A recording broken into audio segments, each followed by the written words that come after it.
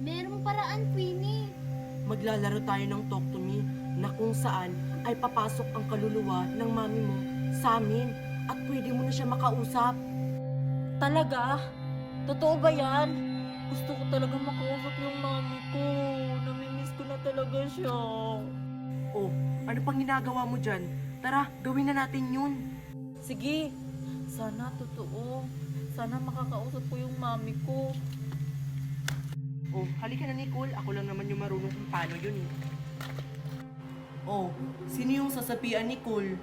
Ako o ikaw? Ikaw, malamang ikaw yung marunong. Ha? Bakit ako? Hindi pwede. Dapat ikaw kasi ako yung gagawa ng ritual. Ay, ako ba? Sige.